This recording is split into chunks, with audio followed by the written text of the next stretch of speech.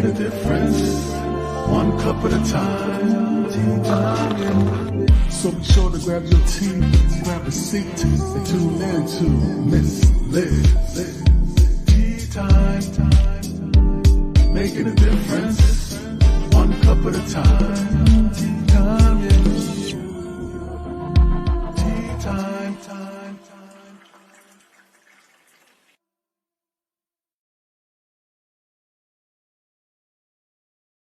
Well, good afternoon and welcome to Tea Time. That's right, it is Thursday and we have two incredible tea times today. We have Kerry Hummingbird this afternoon, and then tonight we have a returning guest, Allison Hammond, who will be talking about maps.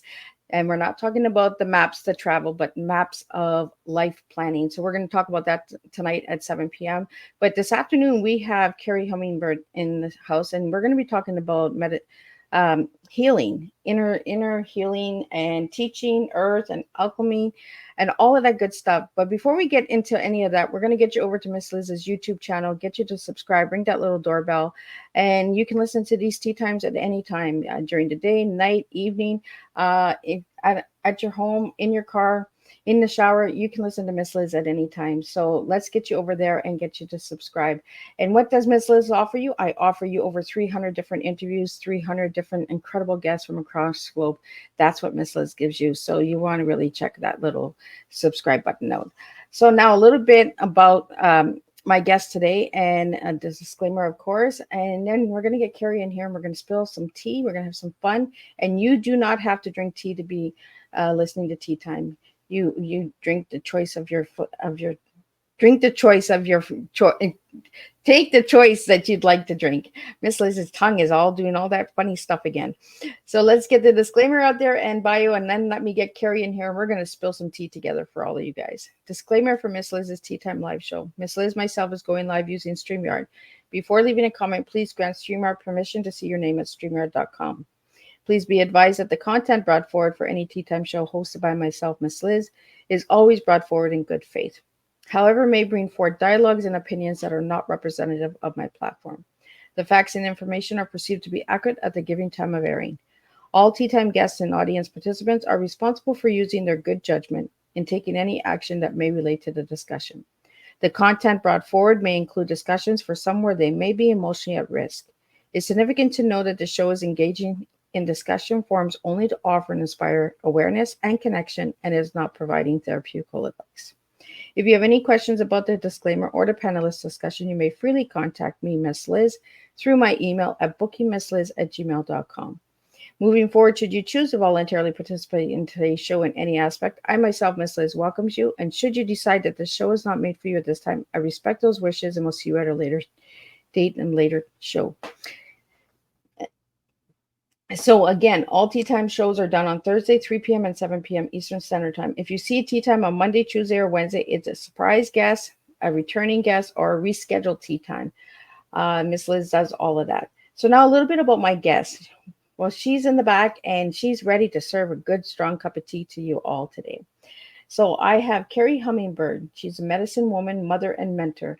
Is a founder of Inner Medicine Training, a mystery school that shares potent ancient traditions from the Ankh and Himalayas. I'm going to get her to say it. I think I said that wrong. For owning your wisdom and living your purpose. She is the #1 international best-selling author of Inner Medicine, Becoming One with Mother's Earth for the Survival of Humanity, on the international best-selling charts for over 29 weeks. Love is Fierce, Healing the Mother Womb, The Second Wave, Transcending the Human Drama, on the international best-selling charts for over 237 weeks, and the award-winning best-selling book, Awakening to Me, One Woman's Journey to Self-Love, which describes the early years of her spiritual awakening. As the host of Soul Nectar show, Miss Hummingbird inspires people to lead their lives wide awake with an authenticity, passion, and purpose that positively impacts others. As a healer and mentor, she catalyzes mind shift that transforms life's challenges into gifts of wisdom. So let me get Kerry in here. And if you hear the ding, it's just Miss Liz's watch. We're trying to keep track of Miss Liz's heart here. So welcome, Kerry. Hi, it's so good to see you and to be here and to support your audience. Well, it's nice to be at the reverse of the table, right? Because I was on your incredible podcast. So now it's nice to have you here as a guest. Uh, so, Carrie, let's go back. Who was Carrie as a little girl and who's Carrie now? Mm, good question. So, as a little girl, I was a bright light in a very dark space, and my early years were filled with chaos and struggle and conflict between my mother and two husbands, my natural biological father and then the first stepfather. And so that was a very tumultuous world to be having be my first 5 years of my life. And then at 5, my mom married husband number 3, and that worked out really well. Very super generous, kind, loving person, and he ended up being my dad until he passed away in 2017. And so today, who am I today? Today, I am a medicine woman. And what does that mean? It means that I am a healer. Some people call it a shaman. I just don't like that word for me. So I use medicine woman.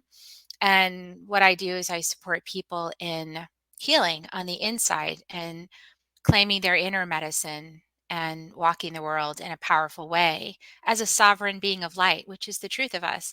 It's just that we forget that on our journey of darkness. And so that's the beginning and the end, or so far the middle of my story. I wouldn't say I'm at the end of my story. I'm kind of like at the beginning of a very powerful part of my story in getting out here and sharing these words with others and helping people to navigate the darkness that they are currently in, as I know the world is experiencing a lot of change and shift and a lot of things that seem very frightening. And um, we have this opportunity to remember who we are in truth at this time, to lead our lives in a more powerful way, to beneficially impact others with grace and beauty and love and kindness, and to step away from the paradigms of war and fear and conflict and violence, which many of us, most of us, have experienced in our lifetime, some version of that. So, yeah, I'm here to bring messenger, hummingbird. Hummingbird is always known as the messenger of spirit. And hummingbird came to me at the beginning of this part of my journey and came to me as a very powerful ally of remembering the innocence of childhood that I didn't experience fully because I was in so much darkness.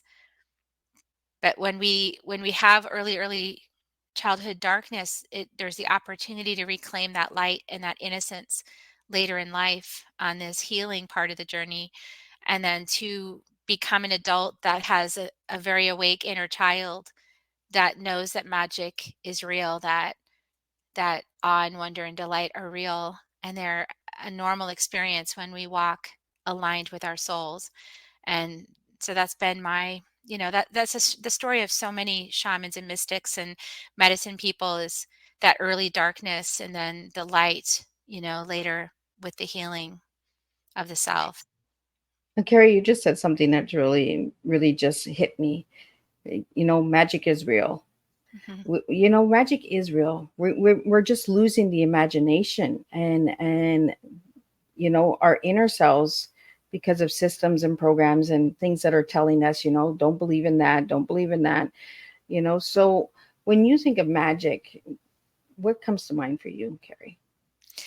What I think of magic is when your inner dreams begin manifesting on the outside world in encounters with nature, even that seem hard to believe that it's just all coordinated that way. But it is, it's magical. And so, one example I have of a magical experience was when I was in a Vision Quest light, kind of like in the woods. Native Americans always had vision quests for their young people when they came of age, like 15, 16, to go off into nature and just be with nature full on without any comforts from home. And so in my Western version of that, I went off into the woods for 3 days. I had water, but I didn't have any food. I didn't have any electronics or any books or anything to entertain my left brain. And I had a tent, so I had a place to sleep. But I didn't have anything else. It was just water, a place to sleep, and then quiet and stillness and being with myself and being with nature. And on the first day of that beautiful experience, I was very busy in the first part of the day getting my camp set up and getting everything in place and fixing the medicine wheel that was on the property on that little piece of land, and doing starting what I call an earth painting, which is a way to work with the earth to help process transmute energies that you might be feeling that you want to change your life, something about your life. And so we can do an earth painting to work with the earth to help us change our life in that way. And so I'd already done all that, and I was a little bored because my regular life, I'm quite busy and I'm always doing something. I don't know if anyone else can resonate with that, but I was like, what do I do now? And I wasn't supposed to walk off the piece of land that I was on. So I just kind of took a little walk around the piece of land, and I found this giant rock, which to me seemed like a stage. And so I stood up on the stage and I started singing a healing song to the forest and calling in allies, calling in the mountains and the trees and the waters and the fire and, all the animals, and just like one by one, just calling in this support for myself. And then at some point near the end of the song, I had this little giggle inside, and I sang and called in Hummingbird. And lo and behold, a hummingbird just darted right out of the forest as soon as I started singing to it, and came and hovered right in front of my third eye and stayed there. Wow. That produced awe and wonder. I was like, I just called Hummingbird and here it is. And it stayed there for like a good minute or more. It was timeless. It was just, wow, how long is this thing going to hang out there staring at me? And then I said, I think you're letting me know that when I call you, answer. And it nodded its head, like literally nodded its little head, and then flew off. Wow. Now that is magical to me. That is awe inspiring. That is like the divine is listening. And these animals are part of it. And it's interacting with me in this beautiful, magical way. And I'm in non-ordinary reality. I'm in a magical reality. All of a sudden, nature is talking to me in this blatant way to let me know, hey, we're always listening to you. We hear you all the time. And when you call, we come. It's not just singing a song. You're like actually calling us and we're here. You just can't see us, Yeah. but we're here. And then I tried it later and it didn't work. you know, you Well, can't like make it happen. It's not about making it happen. It's about experiencing the miracle and receiving it as a gift to support you. And for me, it was to support and trusting that I wasn't just singing a song to emptiness, that there was consciousness infused in my entire surroundings, listening to me and saying yes. well, and that's something we really don't talk about is the divine listening, right? Going out, like you said, like you went for 3 days, just taking that time away. I think it's a good recharge for everyone. Maybe 3 days might be too long for some people, but you know what? And even just a weekend, just detach from stuff and attach to the divine universe and nature and that. Just going for a nature walk barefoot. A lot of people are scared to walk bare feet, but that's actually grounding. Do you do any of that grounding, All Carrie? the time, all the time. Yeah, I do with my bare feet on the earth, and then also just meditating and intending that my energy cords go all the way to the center of the earth, and wrapping those energy cords around the center of the earth, and just bringing myself into balance, especially when I start to feel like the world has gotten off kilter or it's chaotic or I feel imbalanced or I feel like, threatened by life in some way or threatened by other humans or scared about what's going to happen, then grounding really helps me to get connected with Mother Earth and then with my body that I'm safe, I'm held, I'm provided for. She's always been under our feet. She's never gone away. So we have support. We have a loving present mother that gives us food, that has shelter for us, that has all these allies to support us on our journey if we get lost. And So we come back into that grounding with Mother Earth, with our bodies, and it just helps me to, yeah, to get back into my heart. And there's this thing called heart coherence, which there's an organization called Heart Math, and it's heartmath.org. And they have done a lot of studies about how when we are able to be grounded and in our hearts instead of in our minds and thinking about things, but in our hearts, in that quiet space listening. And when we're able to be in that space, our hearts can open bigger and it becomes like a field of love, a field of presence, a field of compassion that emanates from our being and can actually even help other people to get back into their hearts in case they got too much in their minds into worry and doubt and confusion and all those things. Can it creates a field of love that can bring other people back to themselves as well. So, Kerry, we have a question here. Can you tell us what the medicine wheel is? The medicine wheel. Yeah, medicine wheel is a indigenous practice of recognition that there are four directions on the earth. There's the south, the west, the north, and the east. And then there's the earth herself, and then there's Father Sky. There's beautiful star nations and sun and moon in the sky, all those astrological bodies. And so the medicine wheel is a physical representation of the energies that already exist, the consciousnesses that are available to us to tap into to get guidance. And so when we create a medicine wheel, we are honoring the four directions, Mother Earth and Father Sky. And so what it looks like is just rocks. So you would just collect rocks and preferably open sacred space, which is something I share in my books. My inner medicine book and all of my other books has a passage about opening sacred space. How does one do that?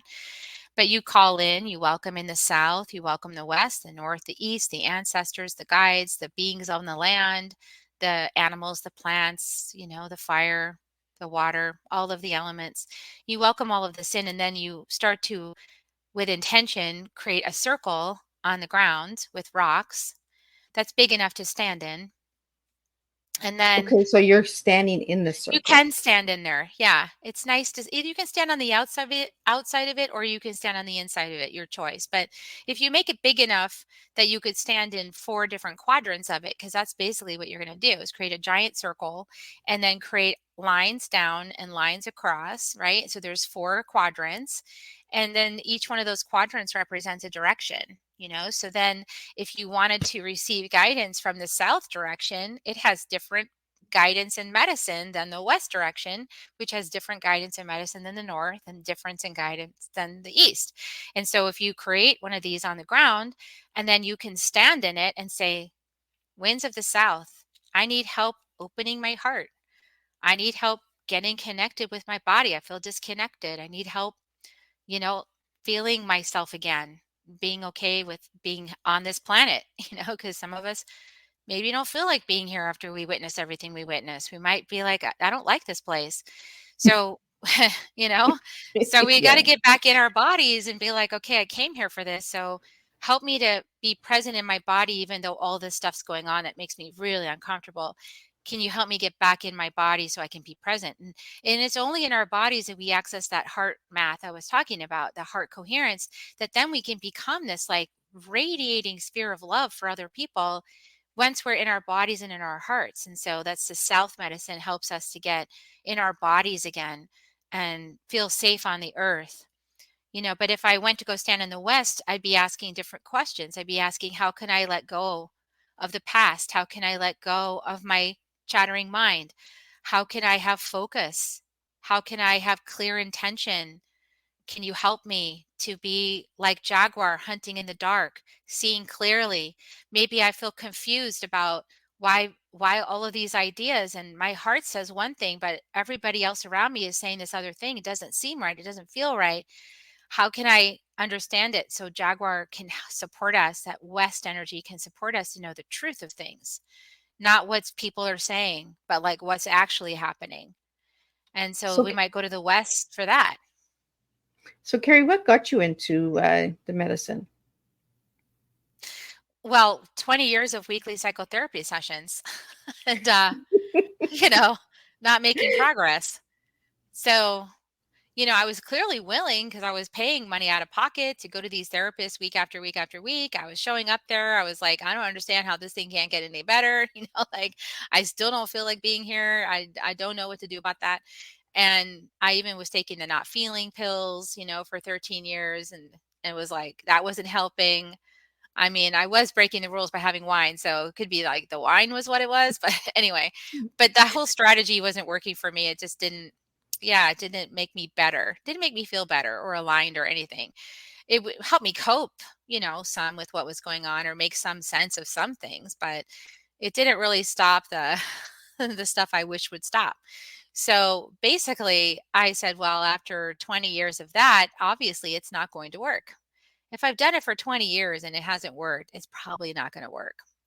So I just said I'm going to follow my own intuition, my own guidance inside of myself, and I'm going to get out of here. So I got out of the marriage, I got out of the psychotherapy, I got out of the drugs. I just said no to all of it. And I stumbled into shamanic training and healing. And ever since then, like that made a whole lot of sense. As a matter of fact, it made so much sense that it felt like I had been an upside down world, and then everything just went and it was right side up. And I was like, I was thinking the opposite of what actually the truth was, you know? And so when I got grounded with and connected back with my body and with Mother Earth through these shamanic practices and rituals, all of a sudden I could see that I had been totally misgiven previously. Like I didn't understand anything about what was going on actually on this planet, that I was caught in a lot of delusion. And that's why I was so sad, and that I needed to get right relationship. I needed to have the, right side up, not upside down. And when I got right side up, things started making sense. I started making forward traction. I started having momentum. I started like things started congealing and coming together and the energy is love, So the upside down world is fear. So when we're in the upside down world, it doesn't matter how hard we try to be in love, we can't be because we're in the fear world. And so everything is just backwards all the time. But when we finally make that choice to speak our truth, which is what I started doing, I started using my throat chakra, speaking my truth, like, hey, this isn't working for me. And by the way, these 20 years of therapy didn't solve it. I need to get out of here. And I made that decision for myself and I followed the inspiration from my soul. All of a sudden, things started getting better because I was following love. I was listening to love. And like I said, it became right side up world instead of upside down.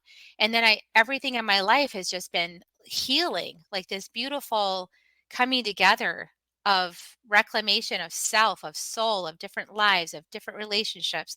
Just so much healing, like a broken vessel, where it's a Japanese art of breaking the beautiful vessel and then filling up all the lines with gold. I felt like my life is like that now. And it's just so much beauty. It's amazing how healing it is when we can surrender ourselves to what I call the red road, which is an indigenous name for walking the beauty way, walking with Mother Earth, walking in harmony with the planet, walking in harmony with our bodies, with each other, and learning how to listen and learning how to love in the truest sense of the word. And, there's a lot of Christians right now that are speaking a lot of things that don't feel very loving to me in right side up world. And what I want to say is that the ancient Christian practice, the Essenes, and Jesus was an Essene, would wash the feet of his disciples. He would actually get down on his knees and wash their feet. And he would say to them, this is right relationship. Do you understand? I am lifting you up. I am not controlling you or power over you. I am supporting you to come to your own truth. And this is the true meaning of Jesus's teachings. This is the true meaning of all major teachers in this planet. Buddha, another one. All these beautiful teachers came to this planet teaching the same message, but in different ways. And when you're in right side up world, you totally get that. But when you're in upside down world, you think it's okay to control and dominate others. Yeah. And we got And a it's lot of that not going on. okay. Yeah. We got a That is the lot of that going furthest on. thing that is completely upside down from what the truth is. Yeah. And that's the thing, right? We live in a society where it is a lot of control and a lot of programming and that. So when we're in our elements, and we're in ourselves and our intuition, and that we're pulled away from it because it's saving us.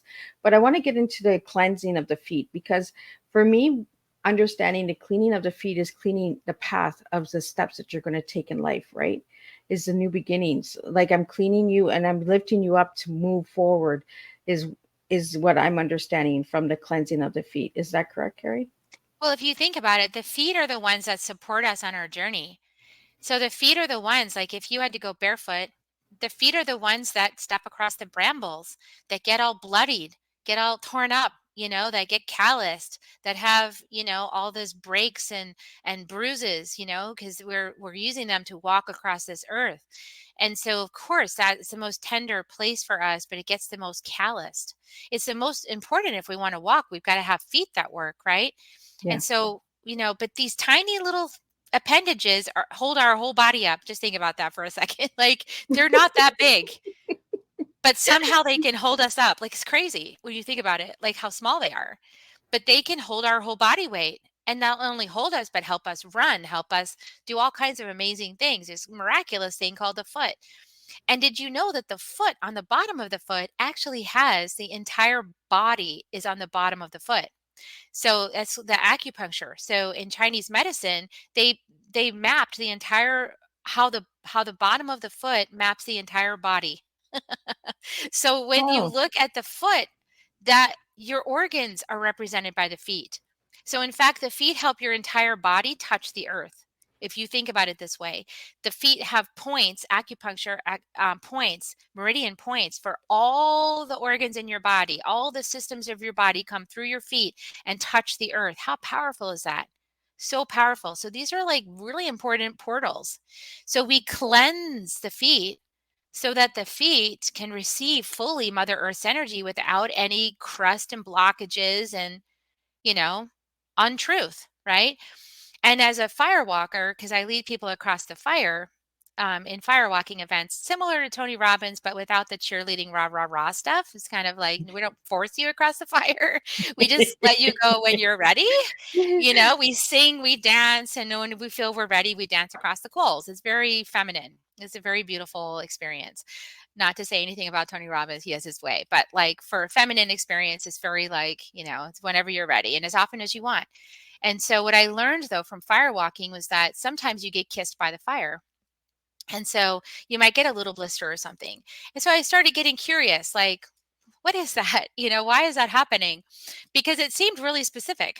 Because when I would look at the bottom of my foot and I would see the point that got kissed by the fire, and then I would look at this foot reflexology chart to see like what meridian is that in my body, and it would turn out to be exactly the thing I needed wow. for this part of my life. So, for example, when I first started leading fire walks, the point that I was getting kissed at was the meridian for willpower.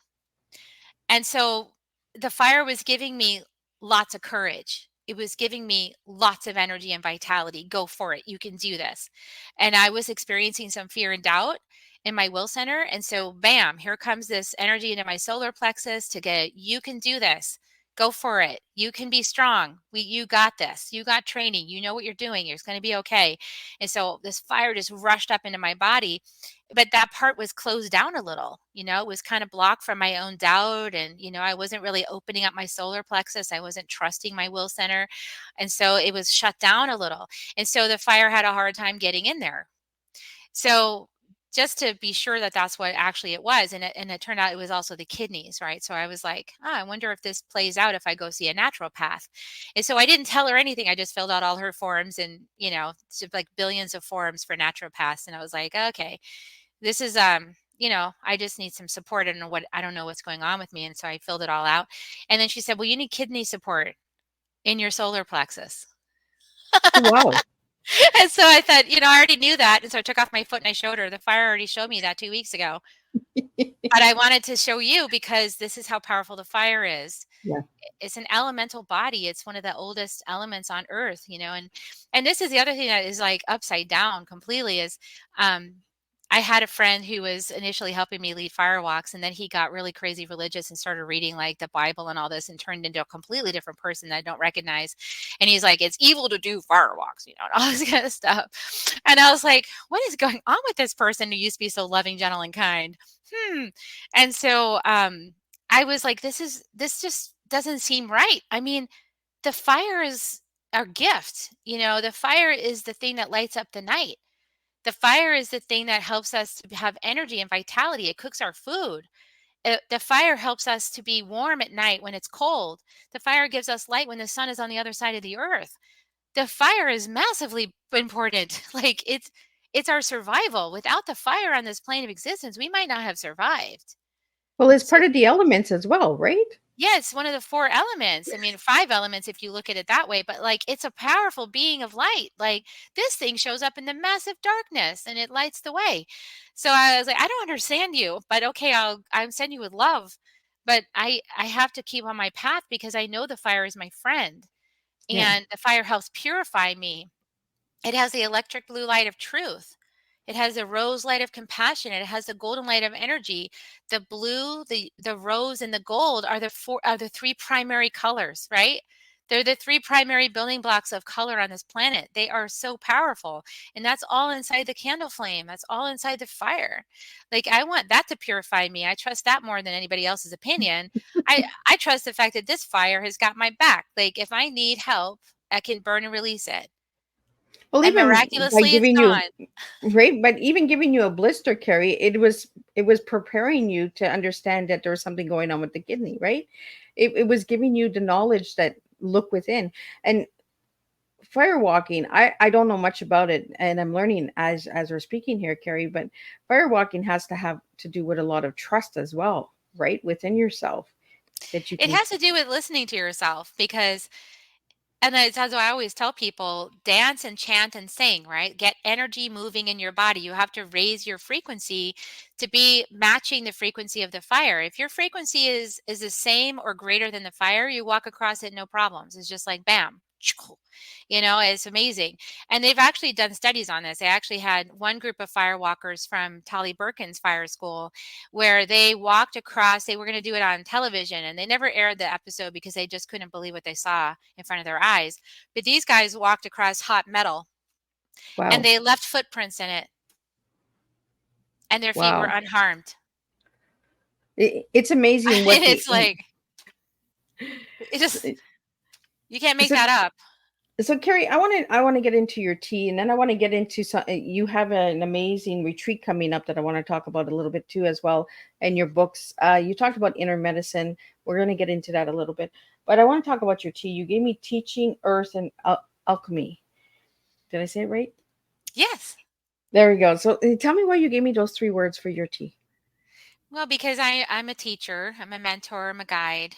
I teach ancient traditions, rituals, and understandings that support us in today's world to reconnect with our planet because we've really massively disconnected from our planet.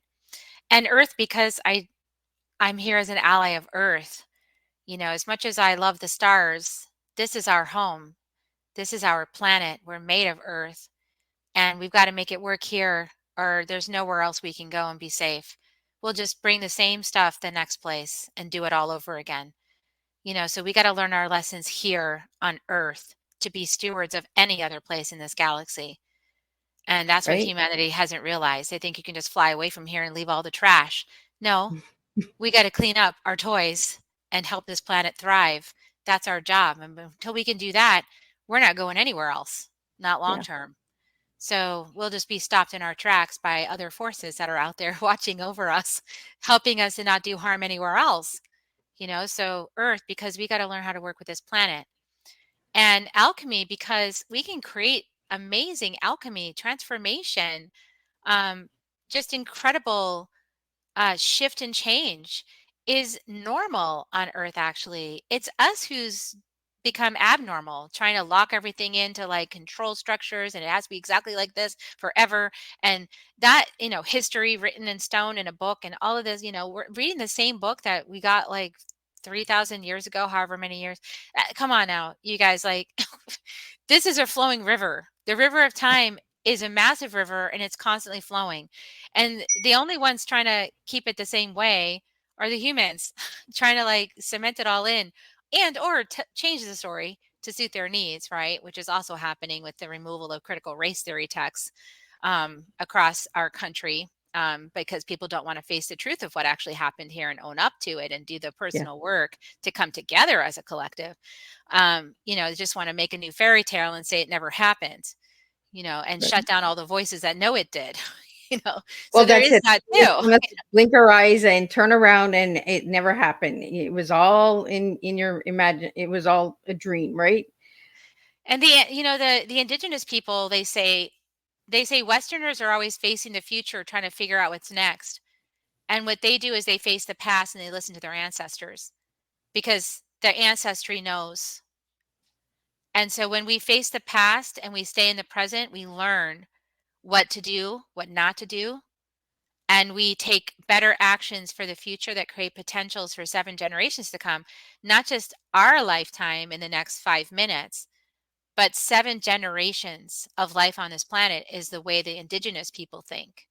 And that's what's gotten them through this horrendous time on the planet the last several hundred years on this continent, having all of their land taken and having their customs decimated and being forced into these tiny little plots of land that far away from where their ancestors lived, and then called savages and all of these horrible things that have happened to indigenous people. And yet they still show up and practice their traditions. They face their ancestors and they listen, and they still hold visions for the future for 7 generations to come. And many of them offer space for the very people whose ancestors decimated their cultures to learn how to do better. And this is the kind of grace that a person can have when they face their ancestors and they listen to what their ancestors have to say and they act accordingly, become good humans. And otherwise, you're facing the future living in a lot of fantasy, wrapped up inside of technology, on TikTok finding answers in 20 seconds, and you're just spun around like a donkey. You don't even know what ends up. Dude, you're so lost if you're doing that. So, if you wanna know what's up, you gotta get around some people that got roots. I mean, somebody that knows their ancestors has got roots. This is one of the Yeah. reasons why this European Christian colonization thing interrupted ancestry, because they know the power of that. They don't want people talking to their ancestors. They want Well, people and disempowered, alone, and lost in TikTok and and buying a bunch they of and they stuff. say if you really want to know yourself, go back 7 generations, because the person that was your 7 generation ancestor is similar to who you are. Will have a lot of same traits as well. Uh, I do a lot of ancestry Yeah. and want to know my history of my family, why I have the, why I act a certain way, why I talk a certain way, why I look at life a different way, right? And you have to go back to the roots, because it's where it's like a tree. You got to go back to the roots for the branches to grow. You have to understand why the roots were there in the first place. If you don't understand your roots, you're not ever going to understand the branches, and Yeah, and then we you'll can be running create to a TikTok. collaboration. We can create a collaboration with our ancestors that creates magic. We're talking about alchemy. Like, I'll tell you what's super alchemical is working with ancestors 7 generations back to create potential 7 generations in the future. That would What's be cool. really alchemical is working with ancestors and descendants and creating a flow of life. That's Yeah. very alchemical. It's beautiful, it's magical, and it's totally possible. It's all inside of us right here, right now. Because there is no, this idea of time that we have is very limited. And this idea of ourselves as physical bodies only with minds and like the supremacy of the mind is really backwards. That's one of those things in upside down world, Yeah. because it's not admitting the spirit that flows through you that created all of it to begin with. You're sort of leaving out the most important piece, which is your spirit. Without the spirit, you wouldn't exist. you know? Right? You need the spirit. It's like you need the fire. It's like an element. It's part of us, you know? And until we Yeah. understand that we're in that upside down world, and that's where the confusion, division, and everything comes in, because then it's the control, right? Because when you're in Mhm. the upside, right side up, you're seeing things differently. You're seeing open doors and open opportunities and flow and growth and light, you know? And when you're on the upside down, you're seeing darkness, you're seeing confusion, excuses, and lacking, no motivation.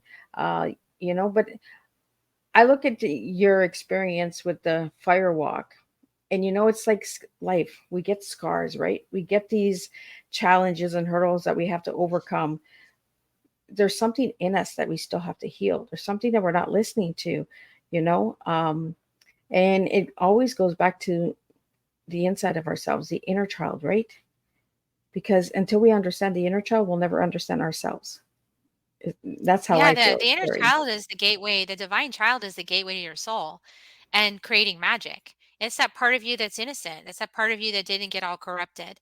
And so a lot of times when we're here to be big, bright, shining lights for others, we have these really challenging early life experiences that sort of like encapsulate this divine child inside a protective coating, like buried deep inside, like protecting it, right? While all of this shadow thing is happening around us and we're experiencing it. And then at some point we find the pathway to healing, right? And so my journey with psychotherapy was part of my pathway to healing, but it wasn't the end. It was just the part. And there's a lot of master teachers that say that first, if we're going to be healers, we have to understand our minds, like because so much of being human is about being the mind. And so we have to be able to understand our minds. We have to be able to navigate our minds. We have to be able to understand perception and emotion and how it makes stories and the different parts of your mind that make those stories. A reticular activating system that shows you what you think is going on, but it's like showing somebody else something else. So we have to understand all these things. So we have to spend some time in whatever modality we have with a master teacher or with a psychotherapist or with somebody else. We've got to understand the mind. That's the first stop. But then we move beyond the mind because we realize the mind is a cage. If we're only operating from the mind, we're in a jail cell. We're not able, we can only create whatever is in the confines of that cell. But when we get beyond the mind, and Einstein used to say, you can't solve a problem from the same mind that created it. And that I saw that quote at some point and I was like, I think that means I can't trust my mind. Like if they're telling me, Yep. and they were telling me that I was crazy, I was like, well, then I can't listen to anything my mind is saying.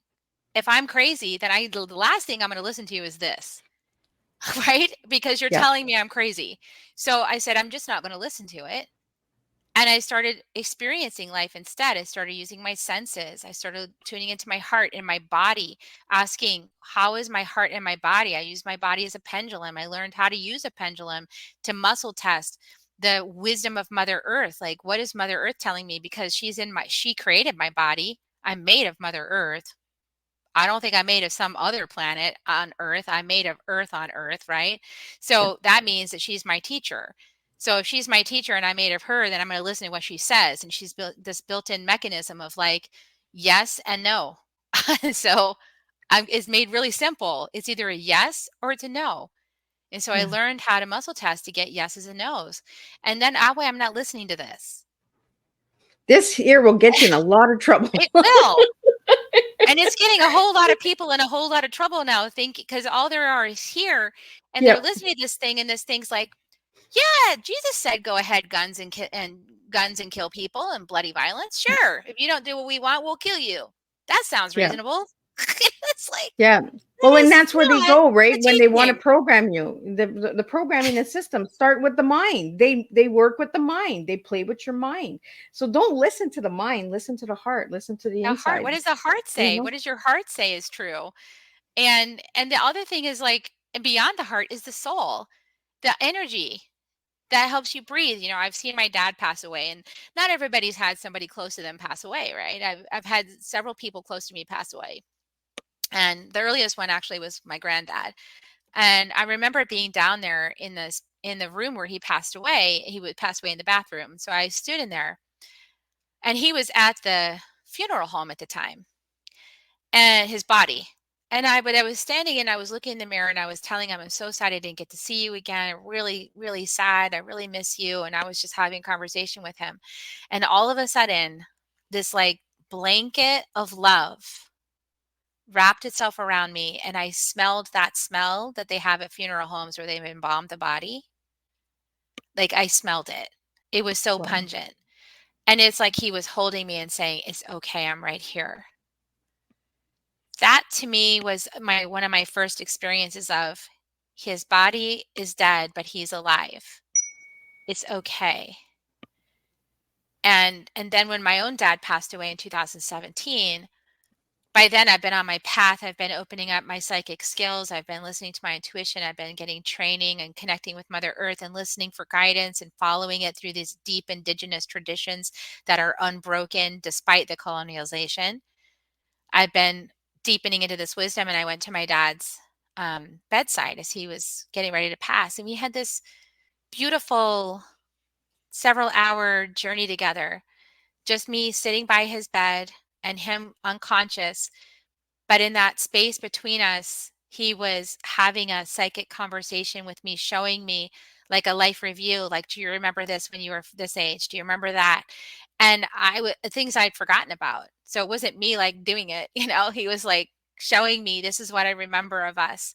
And he was going through this whole life thing with me. And I was like, wow, thank you, Dad. Thank you for doing that with me. And in the morning, he was ready to go, and he just lifted off from his body, and this big bubble of sparkling light just filled the whole space and then just dissipated. And it was so easy and graceful and beautiful. And I thought to myself, that was him. And now his body is here, but it's not him. Yeah. And so that's when we tune into that energy that we are, that sparkle dust, that lightness of being, that beauty, that grace, the thing that makes us breathe, that thing that opens us up. That is our true self. And when we follow that one, we make really good choices. We experience right side up world, and our life just gets better and better and better. And does it go through rocky times? Sure, because we got to let go of the old stuff. But the less attached we are to that old stuff, the more easy it is. And it's really a beautiful, graceful experience to be aligned with your soul. Well, and death shouldn't, it shouldn't fear us. We shouldn't be afraid of death. We're all going to die. We're all born and we're all going to pass. And we should be looking at death as a transformation, a transition. But like you said, we have to understand Earth first before we, clean our toys up over here before we go to the next journey of our lives, because if we're leaving a bunch of dirty toys over here and a mess over here, what are we bringing over there? We're bringing a mess over there too. It just continues to, the pattern just continues to make a mess, and where nobody's healing, nobody's growing. And that, because I feel that for myself, I feel that death is just another transformation of another life, right? You leave this body, but you move on to a different identity and that. So And there's no escaping the lessons that you signed up to learn. So that's why do your work while you're here. Otherwise, you'll just have another lifetime and you'll go through the whole experience again. And if you didn't really appreciate it and you don't want to be here, then just stick it out and learn your lessons, and then you can go and you can be wherever you want to be. But when you make the commitment to be with Mother Earth, you really are making the commitment to refine yourself into love. That's yeah. you're making that commitment, and refining your soul into love is like quite a process. And there's a lot of depth to it, and there's a lot of grittiness to it, and it's a challenging curriculum on this school, on this planet. But it brings us closer to what love really means, a depth of love that is far greater than any surface level understanding of it. It's an experience of it as we move through the layers back into ourselves, our true nature. It's powerful. And anybody who's on the planet at this time, you actually did sign up for it. So I always remind myself, stop complaining. You wanted to be here. There was a long line of people, like souls, wanting to be here at this time, right? And we're the lucky ones that got in. So like, but we're down here going, "Whoa, I can't believe this is so awful." It's like, Yeah. really? We knew it was going to be stenchy. I mean, come on. Of course it is. It's so so Kerry, I want to get into your book, Inner Medicine. We're almost at the end here. Time is just flying by, right? And Mhm. time is precious. So I want to talk about the Inner Medicine book. And the other book that I'm really interested in is From We to Me. So let's talk about those two books. And then we're going to talk about your retreat that's coming up in 2025, because I'd really like to get that out there for you. Yeah, so well, Inner Medicine is my latest book, and it's Inner Medicine Becoming One with Mother Earth for the Survival of Humanity, because humanity is a species, and species don't have to continue. As we've seen on this planet, there's many extinct species, and humanity can be another one of those. But if we learn how to work with the planet, we learn how to listen, and we become the stewards of this planet as we were designed to be, then we'll stick around maybe a new configuration, but we will be divinely inspired in the ways to best serve this planet and to make our presence important enough to keep us, right? So there's that. And that book it leads you through the medicine wheel. We talked about it, leads through the south, the west, the north, and the east. And that's what my training program does. So the book is a good introduction to some of the medicine that happens in the inner medicine training. In terms of the other book, From We to Me, that was a book I wrote decoupling from my former 20-year relationship. And I wrote that, you know, just like a year or so after the divorce, a couple years after. And I was charting the course of some very challenging dynamics between the unhealed relationship with my former partner and, the sort of war of the roses that can happen between men and women, and kind of the worst aspects of, the reason why they have child codes and things like that is to avoid some of the things that were happening in the dissolution of my marriage. And so, yeah, like really navigating that, like how do you come to grace when people just want to be at war, and how do you move yourself through it to liberate yourself from those dynamics of being microaggressed, and and maybe having the other spouse say some stuff about you to your kids and kind of create a false image, those kind of things. And so how do you deal with your feelings about the other person, and are you doing that to them but you just don't see it because you're mad, so there's like all those things are in there, as well as dating after a long-term relationship and the awkwardness of dating, and when you've been with one partner for that long and then you're going to go open yourself up to new people, it's very awkward. And so a lot of that, how do you handle that too? So that's all in that book. But yeah. What I really liked about that book, Kerry, was the we to me. It's the switching, right? And you talked about that right at the beginning of the show, is, that switch. You had to make that switch after 20 years. So when I seen the title of that book, I was like, oh, I get it. It's the switch. She did the switch. Mhm. Like anybody who has gone through it, who had to make that transformation and that switch, understands the me to we, the we to me, right? Yeah, and there is that part, and becoming sovereign is a really important thing, especially I mean, for everyone, to step out of these conditioned, programmed ways of being that create entanglements and enmeshments and codependency, and eventually just cause a lot of suffering, instead of just vulnerability, transparency, clarity, and truth, which are really awesome. Maybe painful at Yeah. times, but more solid ground to stand on. Um, so like being in that spot of finding yourself in the me conversation and finding out what's true for yourself. Maybe if you've been immersed in a relationship that was so immersive that you lost yourself, you forgot who you were, or you just surrendered. Well, what do you want for dinner? Whatever you want. Like if you're in that space, like it's like you got to find yourself again. It's like, what do I want? What does make me happy? What does bring me joy? What brings me pleasure? I don't know. I have to find out.